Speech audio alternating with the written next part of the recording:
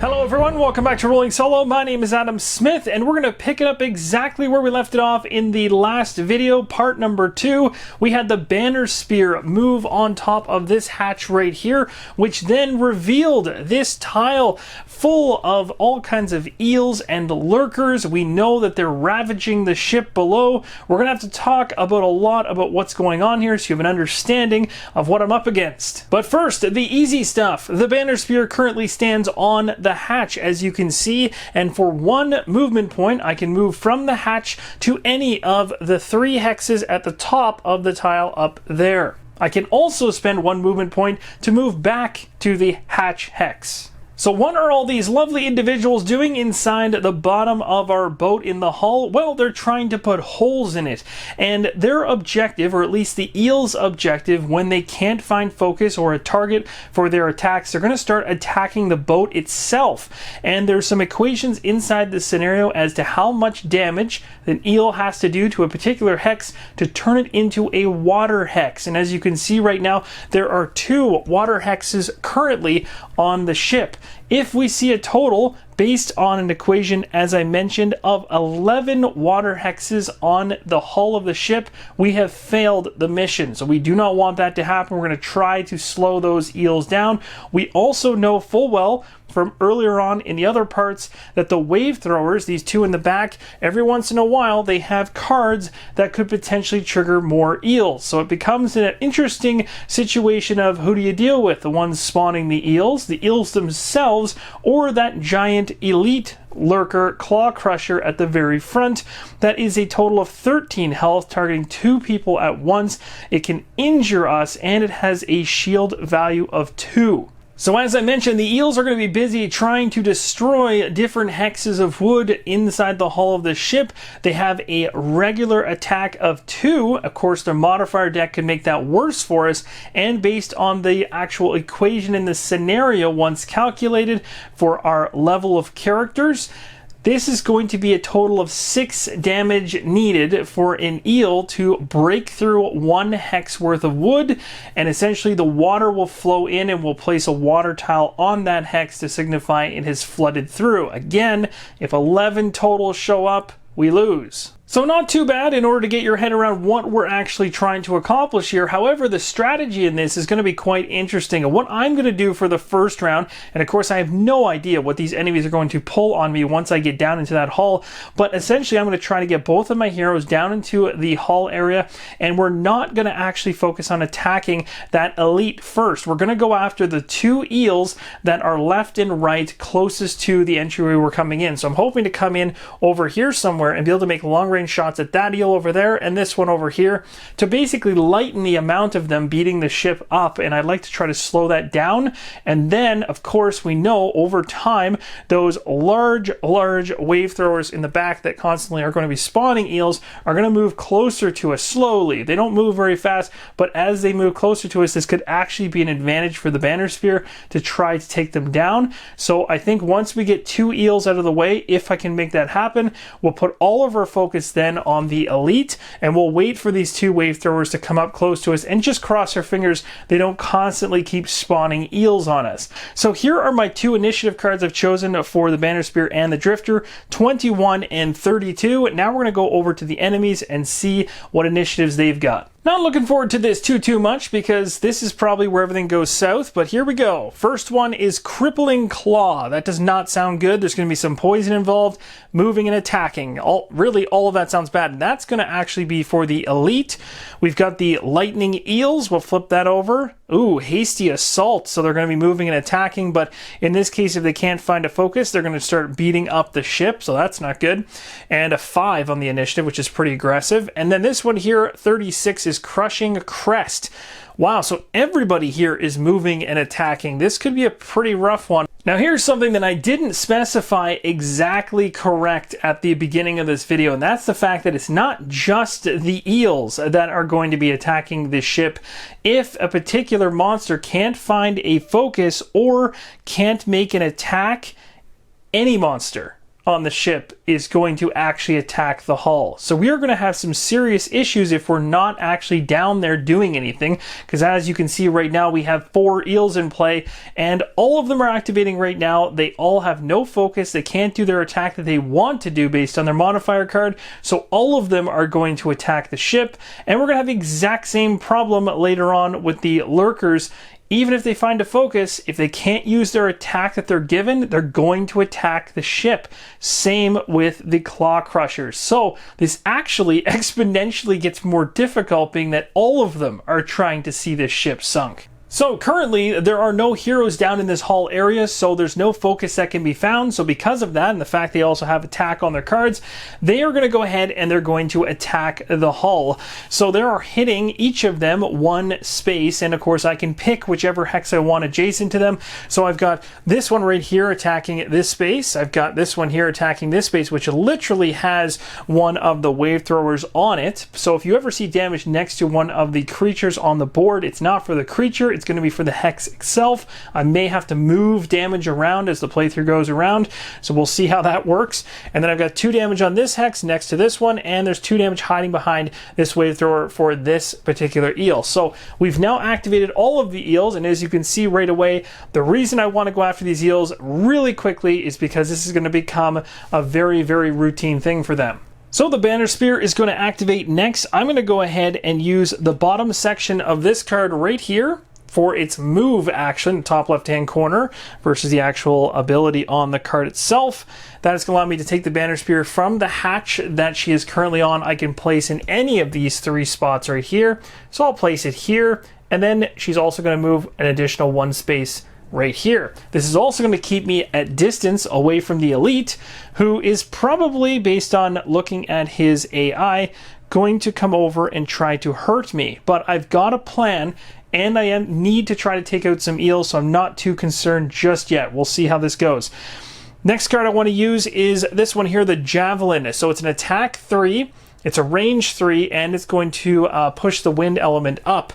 So this is going to be a nice attack here on this eel right here, which is 3 hexes away. Now you'll notice these eels are actually sitting off the side of the board, so I'm basically taking the hexes that they're currently actually not inside of. As you can see an example of one right here, there is still a line, so you can envision that the hex is right here. You still need to have the correct amount of hex range to make a ranged attack. So we do have the amount we need over there for this eel, number 4.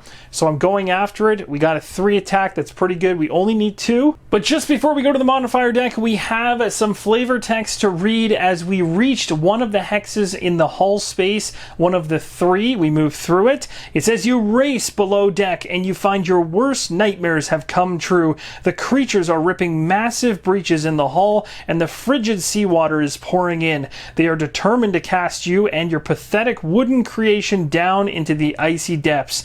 But there is a chance to thwart them, a small chance, and the first step is minimizing any further damage. And we're certainly trying to do exactly that by taking out one of the eels, so let's see what the modifier deck has for us. Again, remember I have an attack 3 going into this. Fingers crossed.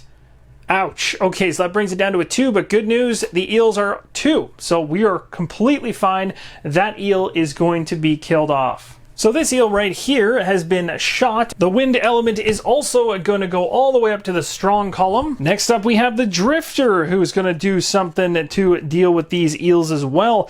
So I'm going to initiate some movement here using this bloodletting card, again using it for the bottom but for the ability to move to, not for the actual ability on the card. So that's going to get us moving with +2 movement to start. And what I'm going to do, because I have to, the sustained momentum card, which sits in my active area, is on its final slot. So I'm going to have to take advantage of the +2 move, which is actually perfect for right now. So that will give me a total of 4 move. The downside is that is the final spot on the card, as you can see right here. So once I move it off this slot that it's currently on over to the right, it's going to hit the X and I lose this card. So I'm going to take this token away. This card is now lost. It would have been lovely to keep that, but it is what it is. Now that's just going to be able to get the drifter from where he currently is to the hatch, but not downstairs. So what are we going to use? We are going to use the Boots of Striding, or better known as I like to call it way back in the day playing Gloomhaven, that I'm sure many of you remember, the Boots of Sterling. I don't know why in the heck I ever called it that. It was quite hilarious, but I always seemed to call it the Boots of Sterling, and everyone got a kick out of it because it was wrong. And to this day, I still want to call them that. So we got 6 movement now. Pretty awesome. That'll get us pretty much wherever we want to go. So we're going to go ahead and go 1, 2, 3, 4 through the hatch down here. And we're going to stop, I think, right here because I don't really want to be any closer here. Now, the reason I might want to go one more space is I have to check my range on my attack card. I've got an attack card that says Deadly Shot. I can do it for range 5, pretty long. So 1, 2, 3, 4, and 5. Yes, I can take the shot from there and safely stay back from that lurker. So I'm going to make an attack on this eel right here. We're going to be using Deadly Shot. It's an attack 1. It's not a very strong attack, so I have to go to the modifier deck and hope for good things. It's a range 5, which I can definitely do. It's a poison as well, so it will poison it, which will help me with later attacks, but that's kind of overkill for the thing in the first place, but could help. So we're going to go ahead now, pull a modifier card, cross our fingers that we can take out the second eel. Now this is where we need an actual +1, so let's see how it goes.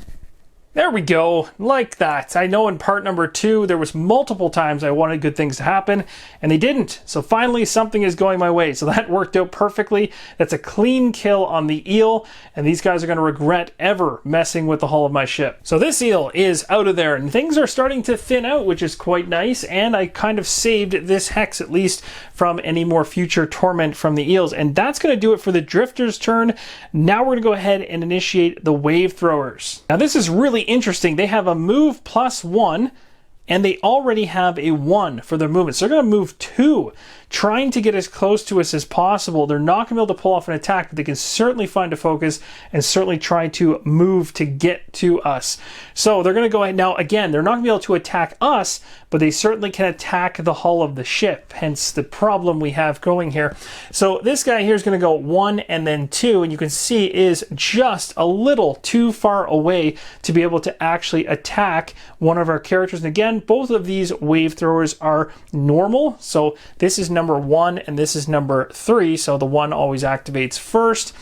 And so we have an attack against the hull to do now. So just before we go ahead with the wave thrower and making its attack, this one right here, we need to correct something in terms of the damage that was done by the eels in the first round. Don't worry, there's no major gameplay impact, but there would have been if I hadn't have actually placed this correctly. The biggest miss on my part was the fact that these enemies can not only hit empty hexes only, that's one thing that we need to fix, and I'm going to do that right now, but also walls, meaning these half hexes right here. So what's pretty crazy is that they can actually hit the walls, which is great for me because, again, if they're attacking walls, I can't walk through a half hex anyway. I have to go through full hexes. So I'd rather them damage and flood out the wall hexes anyway versus what I did the first time and put them all on free hexes in the middle of the hull itself. So what we're going to do is go through the eels one by one. I'll show you where I'm going to place them. So first off, eel number 1, instead of it being here, I'm placing them here. That's right. So again, 6 of these damage tokens on 1 hex will destroy it. The second one is right here. So I'm going to go ahead and put it on a wall hex because I certainly would rather have that happen. And then the next one to activate is this one back here. So I'll place it on the empty hex here in the back. I don't plan to go all the way that far back anyway. and then it comes around to number 4 right here. The rules for the scenario state that if an attack is being made and a hex adjacent to it has already got some damage on it, that is going to be the spot it focuses its attack on. So 2 more damage is going to be going right here. Now there could be an argument made that I should have put 2 damage on this free hex here, and then this one would have been able to put 2 damage right here. I still could technically do that. I could go like this so that, you know, not as much damage has piled up. But at the end of the day, these guys are going to combo and tag team things anyway, so I'm just going to go ahead and place them like this. Now this is actually going to hurt me later on too, because we still have this other wave thrower here that's going to activate after this one, and it's probably going to devastate that one particular spot. So with all that sorted, we no longer need the eels that we killed off after they made their nice damage on the ship, so that has been all squared away. Now we can go ahead with the attack from this individual right here, this wave thrower. Again, remember it's an attack -1.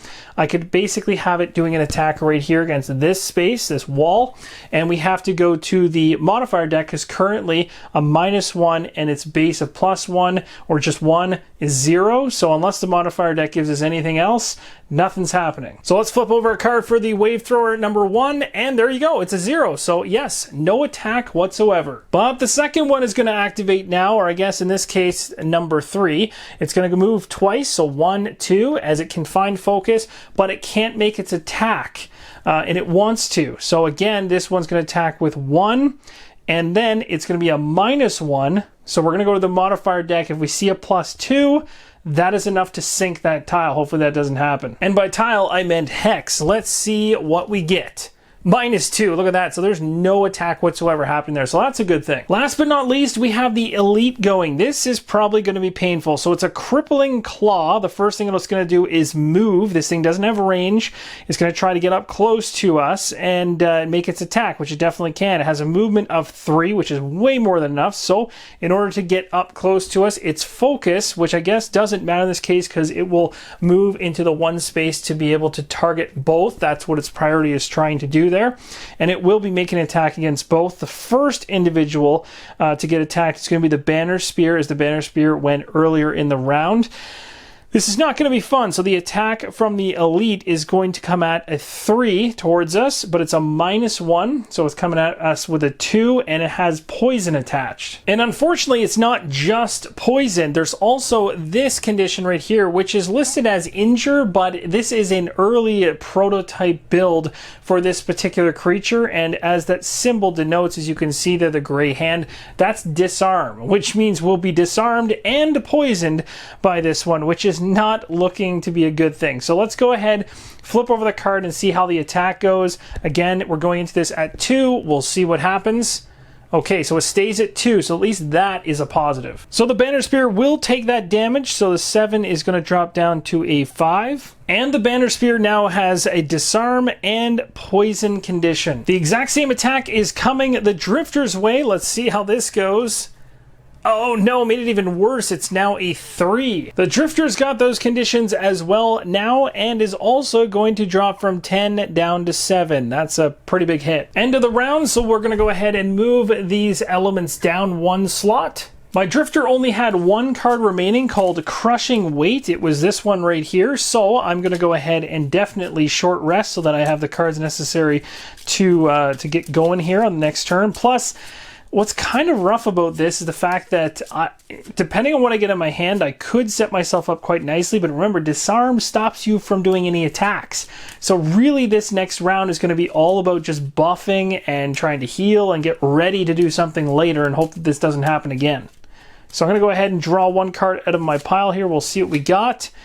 Okay, now this is tough actually, because that was the only other card in my deck that I could have used in combination with the one that I have left over in my hand currently. You can see this one's at the top, and this one gives me a +2 attack, which is huge because we need it to get past those shields that that thing has as a standard thing. And then down below here, this one allows me to get shields, which would also be huge. So I almost want to go ahead and take a damage for this, but I am down to 6 cards with the drifter. As you can see, I'm going for it. I've dropped myself down here to 6, shuffling up the cards. There's only 4 cards in my hand here. I'm losing whatever I pull out. Kind of scared, to be honest. All right, so here are the cards. I'm going to go ahead and just do a couple shuffles so you can see that I'm not staging any of this insanity, and I'll just split the deck again, and we'll take this card right here. What is it? Okay, that's not good. That would have been a good one to have. The attack 3 and attack 1 wound. Yikes. Okay, so that is the one we're going to lose. It's 65, and I'm going to put that in the lost pile. We've got 2 other cards here. Banner Spear is initiative 15, and the Drifter is initiative 20. And now we see what happens with all of the enemies. We got the Lightning Eels. We'll flip that over. This is a shocking voltage. That does not sound good, but thankfully I don't think we have to deal with any of that. 82, it's in the back. That's good. This one is Smash Armor. That doesn't sound good. Oh no. Okay, well my plan to put some armor onto the Drifter might have just changed, because that will actually increase the attack value of the Claw Crusher. Wow, it's like it almost knows exactly what I'm doing. This is pretty brutal.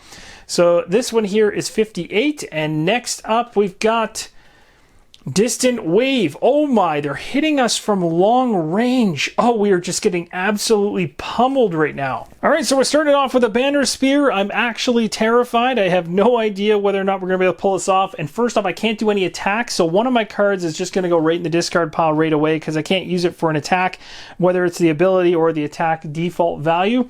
So the second thing I'll be doing here is I'll be playing a Summon of Banner of Hope, because at this point in time, we need all the hope that our 2 mercenaries can possibly get. So the Summon Banner of Hope is in the active area now. You'll see it has 4 hit points.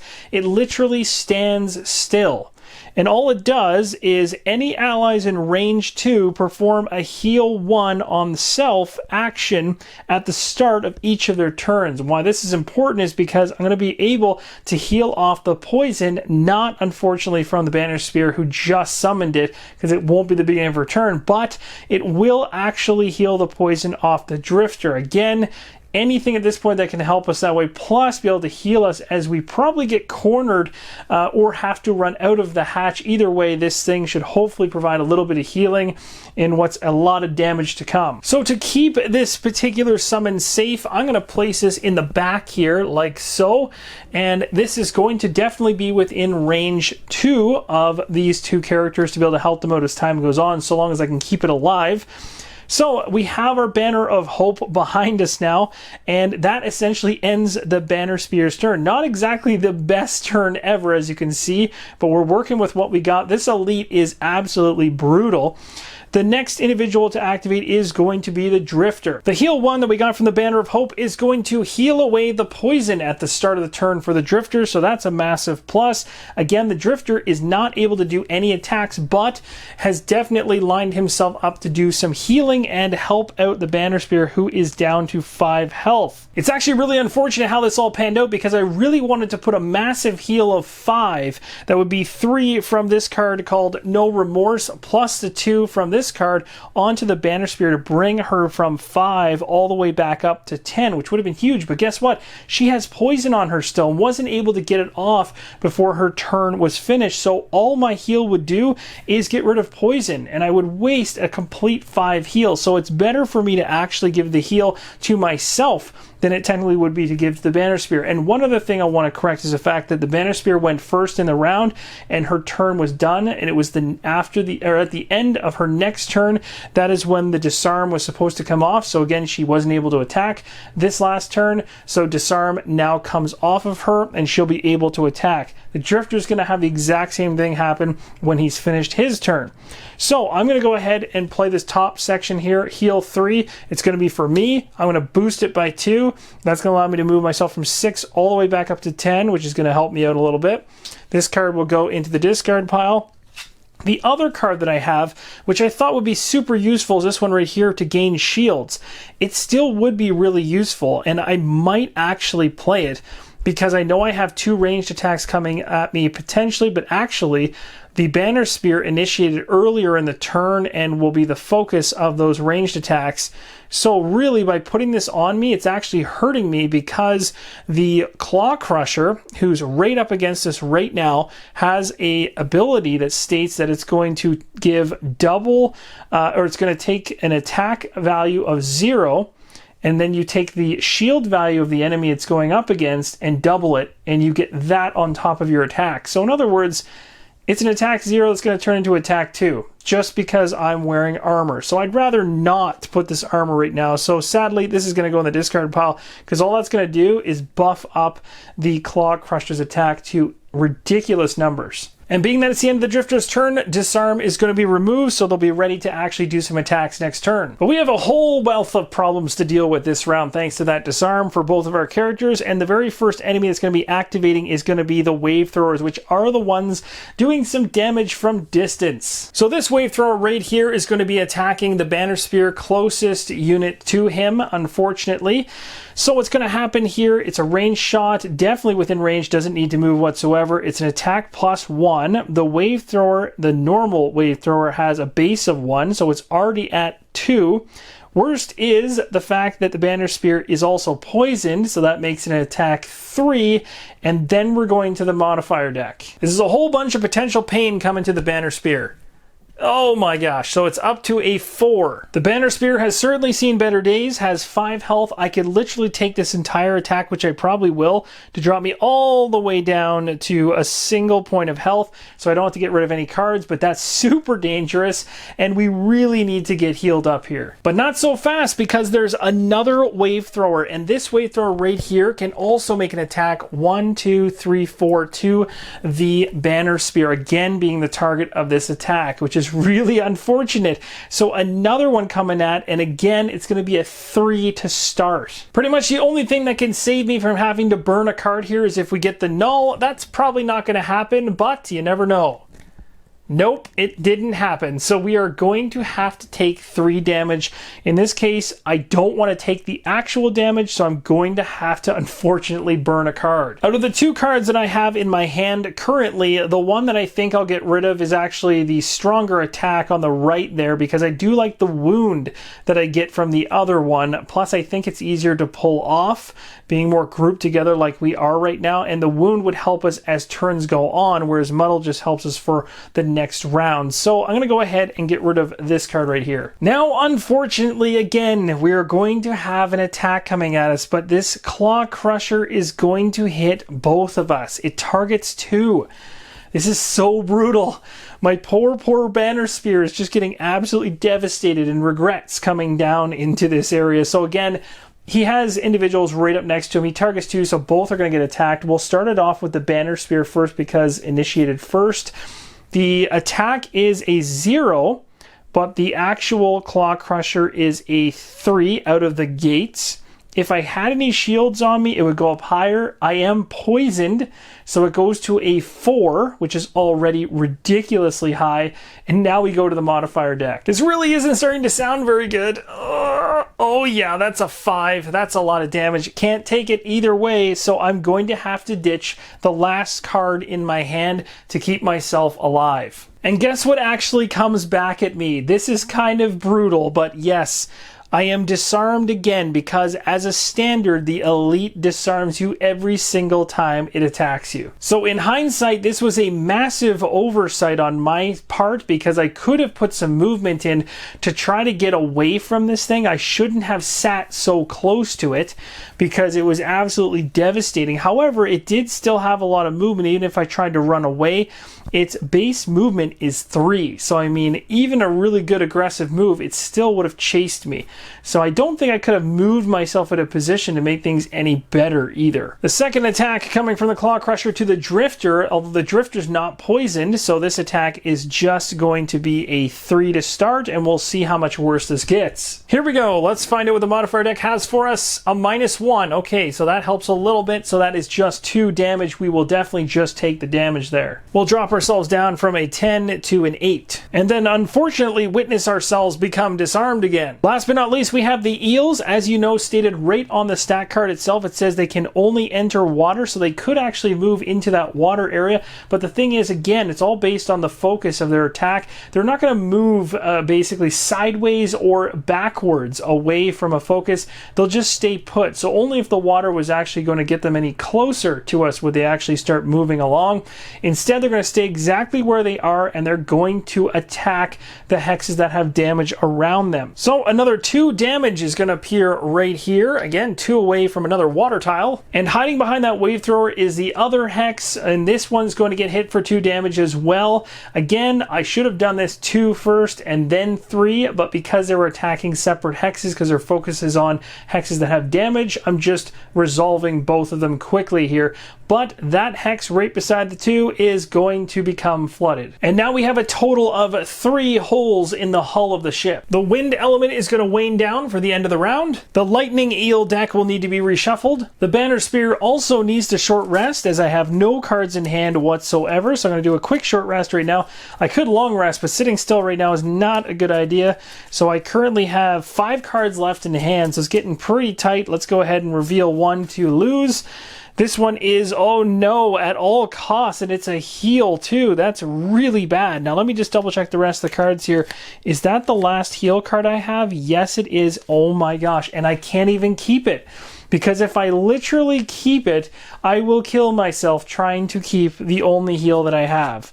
So I'm going to have to rely on not only that banner of hope that I put up, but also that the drifter is able to heal me now, because I've just lost this card. The banner spear is going to go ahead with initiative 15, and the drifter will go with 32. All right, here we go. Let's find out the initiatives for the enemies. The lightning eel is going 16. That's super, super early, but you can see here that, oh, it's talking about all adjacent. Oh, there's no attack keyword here, so that's good. The lightning eels will actually not attack the hull of the ship. They go really early, so they will infuse the battlefield, though, with the sun. You've got take hostage. That's another really early one. Oh, they're going to shield themselves up. Oh, no, this is for the elite. Okay. So hopefully... Oh, no, this is before us, too. Oh, it's going to attack us and immobilize us. My plan was to run. Apparently, that plan was a little late. Oh, my goodness. And then next here we have the wave throwers doing a full-on tsunami after they move, and they can do this from range. Okay, this is just, I think we've just found out the hard way what not to do. So the very first thing that's going to happen is the Claw Crusher goes first. It's going to be an attack -1. And it, again, is going to attack both of my characters. Initiative-wise, the Banner Spear would be the first individual to get attacked. So that will happen. It's a base attack of 3. And on top of that, it's going to immobilize me, which is going to pin me to the ground. Okay, so 3 -1 from the attack ability. We have to go to the modifier, but I'm also poisoned. This is really, really bad. +1. So it is a 4 damage attack. The Banner Spear has not gotten a single break at all. The only 2 cards that I have left in my hand are the one on the left and the one on the right. And I can tell you the one on the right is a nice hit for multiple individuals, but you have to be in a perfect alignment to pull it off.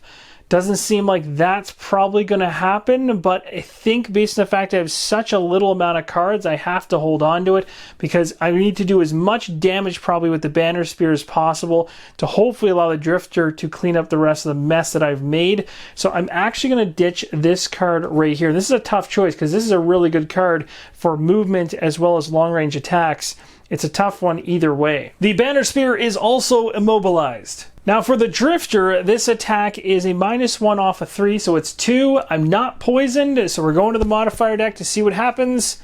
It's a null. That is pretty much what I needed to see on the Banner Spear, but the Drifter just keeps ducking all the trouble. Now the null, even though it's amazing to stop the damage against the Drifter, which it is, I still have the conditions coming at me, just like I did for the Banner Spear, which is disarm and immobilize. And of course, if you already have those statuses, you don't gain 2 of them, but I will be gaining an immobilize status or condition because I don't have that yet. Also, just to round out the Claw Crusher's turn, he's going to infuse the battlefield all the way to the strong column for that element and gain 2 shield for the entire round. So thanks to the Banner of Hope summon that the Banner Spear put out, I'm able at this point to utilize the heal at the start of my Banner Spear's turn. So I'm going to be healing away the poison condition that is on her. So this token is going to be removed. Thankfully, one less thing to deal with there. Still disarmed and still can't move. So literally the combination of those 2 things allow me to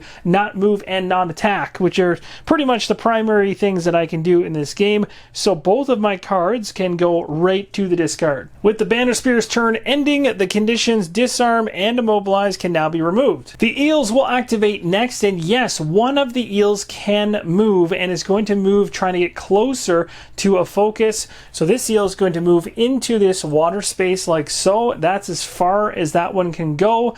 And this other eel here could technically move into this space as well. So now they're on the move, and at this point, their next part of their stat says that all adjacent enemies suffer 2 damage, but there isn't any enemies adjacent to them. So this is not an attack keyword, and that's what's specified as the way in which these eels will attack the hull of the ship. So that actual wording on the ability card itself is not an attack in and of itself. So based on the ruling of the scenario, there won't be any additional damage going towards the hull, thankfully. And they will go ahead and infuse the battlefield with this element. As you can see in the bottom left-hand corner, this is the tsunami. This is what is happening next. So movement on this particular individual right here to start, this one first, then this one, is going to be a base stat of 1 movement, and it's a +1. Now, it doesn't need to move at all, at least for this one right here. So it's happy to stay where it is. Range 2 away, it can hit the banner spear, and then it can hit everything else around it, which is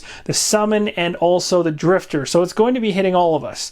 So first attack's going against the banner spear at a -1, and its regular attack is 1. So it's going in with a 0, and hopefully it stays that way. Here we go. Well, we know the null is gone now, at least until the next round when it can be shuffled back in. Oh my gosh, that is a pretty devastating hit right there. The banner spear does not have a choice. I can't take 2 damage, so I have to toss this card, which is the last card in my hand. I believe I have 2 left in the discard. Next attack is coming at the drifter. Oh, it's a ×2. Oh, this could not get any worse for me. Now, I guess that's a good time to get it, though, because it's a 0 attack. So 2 times nothing is nothing. That was a perfect time to get that, actually, for that particular enemy. So, again, somehow, magically, the drifter dodges bullets. My guess is that the summon is not going to be as lucky. It has 4 health. Let's see how much damage it takes. Oh, it takes none as well. So luckily, both of the 2 that I could actually put some damage on are the ones that got away with it scot-free, and the banner spear just cannot catch a break. The second wave thrower right here is going to move 2, 1, 2, and also make a ranged attack into this area, hitting the drifter as well as the banner spear. Banner spear gets hit first. Let's go ahead to the modifier deck and see what happens. So currently we sit at a 0. The only thing that's going to save us is a 0 or any negative value. If we see anything that's a positive, the banner spear cannot take that damage. I have no more cards in my hand to throw away, and that is going to be the end of the banner spear. Oh my gosh, okay, so we are able to survive another round. The drifter is up next. Let's find out what happens to him. Oh, there we go. Finally got hit for some damage. He will definitely take that 1. Drop his health from 8 down to 7. So the drifter is going to go ahead and do the only thing he can do during this current round, because again, he's disarmed, so he can't attack, and he's also pinned to the ground, so he can't run anywhere. He's going to use crushing weight. This is going to give him a +2 on all melee attacks going forward. That could really help him out. And we'll put that up top. I'll put a marker on it in a second here in the first position, which will certainly be used if we have the chance to actually survive any further. And again, this second card here, we can't use for any part of the card whatsoever, so it just simply gets discarded. And then the 2 conditions that have been causing me grief here are also discarded at the end of his turn. Over here, we have these elements drop down. And I have some sad news, my friends. The banner spear only has 2 cards in the discard left. So basically, short resting at this point would put 1 in the lost area, leaving only 1 card to play. And you can't play Gloomhaven as a character if you only have 1 card to go into a given round. So this banner spear has fallen into exhaustion. Things are not looking good for our heroes because the banner spear has become exhausted and is removed from play. And not only that, because it had an active card in its active area for the summon has also vanished. So the hope in this scenario has quickly faded.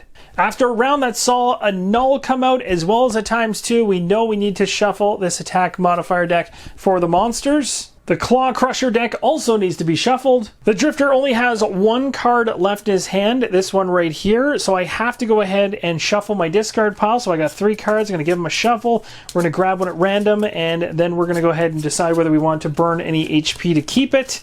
Let's see what we got here. So out of the 3 cards, we'll just shuffle them around a little bit. Let's see what we got. We'll go for the middle one here.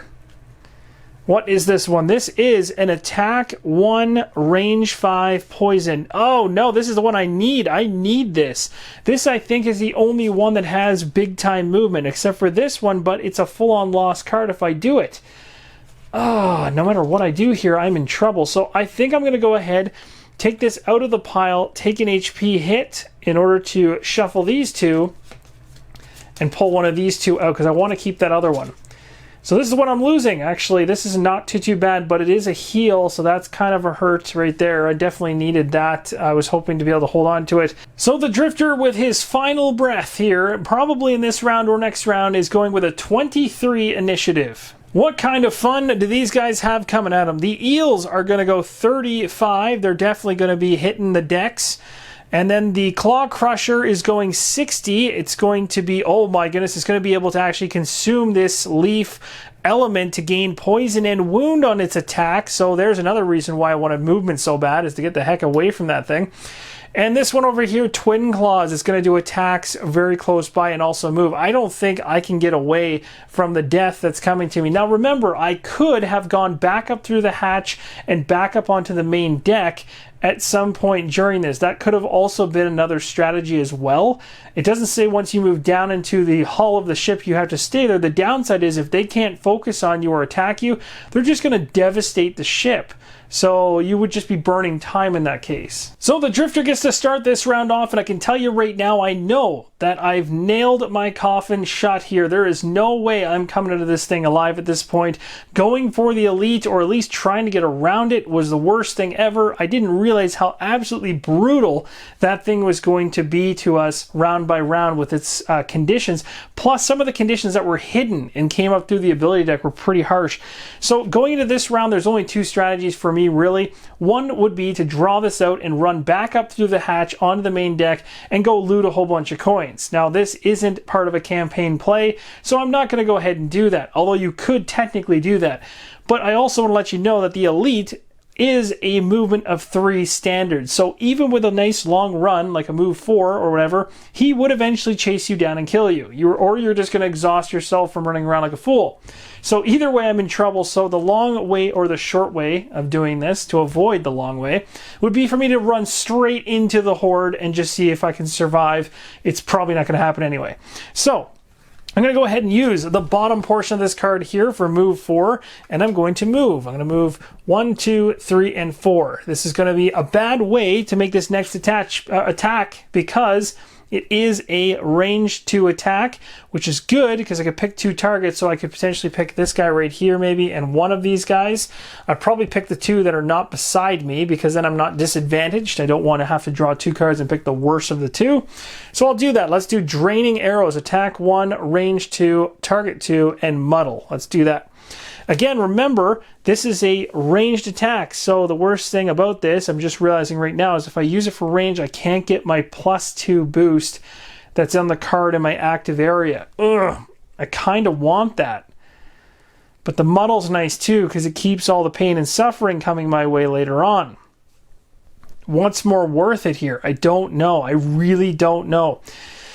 So what I'm going to probably do is I'm probably just going to go for the big hit. I think I'm going to change from doing the actual range shot that I thought I was going to do with this and just make this a generic 2 attack melee against this guy right here. So I can go ahead now and use my Crushing Weight card. I'm going to bump that up 1, which also gives me an XP. So I go from 6 up to 7. Now I'm attacking at 4, which is pretty good. So as you can see, I bumped that up. I've given myself the XP down below off screen. I'm going to flip this modifier over and see what we get. A 0. All right, so we just get 4 damage, but hey, that's half the health of this guy. That is by far the most damage I've put on anyone in quite some time, but I guarantee the amount of damage coming to me in a few seconds is going to end me. The eels are going to go ahead and attack. 2 extra damage on this hex right here, turns it into a water tile, and then 2 damage over here. Again, this one would activate first, then this one, but they're attacking different spaces anyway. That resolves the eels quite quickly, and they're going to go ahead and push the sun element to the top. Now the twin claws attack is coming from the wave throwers. The first one's going to be this one right here. It does get the move it needs to get to the space it needs to attack me. It is going to attack at an attack of 0. But it hits me at a level of 1 so far, and then we go to the modifier deck. And I just realized actually for the eel that attacked the hex, the wall hex, I should have flipped one of these modifiers and not just put a basic 2 damage against it. So it actually is going to end up being 4 damage against that wall that was beside eel number 2. And now we're going to go ahead and flip for the wave crusher or wave thrower. A +1. Oh my goodness, I just cannot get a break. So that is going to be 2 damage coming at me. So we'll take the damage, dropping from 6 down to 4. The other wave thrower right beside me is going to attack me as well, going in with a 1 and coming out with a 1. So they are slowly whittling me down, and I bet you any money the elite is going to be the one to put the final knife in me. The Claw Crusher is now going to go ahead and move. It has 3 movement -1, so it can move 2. It's going to go like this to move right here, trying to do a regular attack. The attack is +1 on top of the 3 it already has, so it is a 4, which is a ton. And then on top of that, it's going to remove the leaf element from the battlefield and consume it to poison and wound me on top of disarming me. So let's see how much extra is being added onto this attack beyond the 4. All right, so it's just sticking at 4, and we're going to go ahead and consume that leaf element now. To deal with the damage and avoid dying, I'm going to go ahead and discard the last card in my hand, or I shouldn't say discard, it is lost. So I only have 2 cards left. I'm in the exact same position that I was with the Banner Spear, and guess what, guys? With the 3 conditions I just gained and the fact that I'm going to have to short rest, this is the end of the round. I would be going into the next round and have to shuffle this and discard a card. I'd only have 1 in hand. And the exact same thing would happen to the Drifter at this moment in time. He would become exhausted. So wouldn't you know it, at the end of the day, not only was the elite painful to try and take down or do anything against, but on top of it, the elite was the one to really bury the both of us the whole way through. But this was a lot of fun. This is a very unique scenario. I really enjoyed playing this one. Of the 3 that were sent to me for the preview in terms of different scenarios I could have chosen, this one stuck out to me the most as being very unique in terms of the breaking up of the ship. And it certainly changes your strategy from just killing everything to having to focus on these eels and these wave throwers who want to spawn more eels. It didn't happen as much in this section though of the ship, as you notice. It did happen in earlier episodes that those eels would show up, so I got lucky there that not a lot of eels were really beating things up, but I do regret maybe going after those eels on the first play into the hull of the ship. That might have been a mistake. I might have wanted to try and put a lot of big bad conditions on the elite, maybe some wounds, maybe some immobilized conditions, things to basically stop that elite from doing such heavy damage to us. Either way, I had an absolute blast playing through this scenario, as I always do with Gloomhaven, Frosthaven. Both of them appear to be quite interesting to the solo gamer, so I really hope this helps you make an informed decision on whether or not you want to back the current Frosthaven Kickstarter. Thank you guys so much for watching, and of course this game has quite a bit of management to track when you're playing solo, so there's a possibility I could have made a mistake here or there, and at times I slipped in terms of the timing of when I should do something or jump the gun on something, but for the most part I've stuck to the rules, and if you guys mention anything in the comments, I'll definitely take a look as well. Thank you all so much for watching, and as always, keep on rolling solo.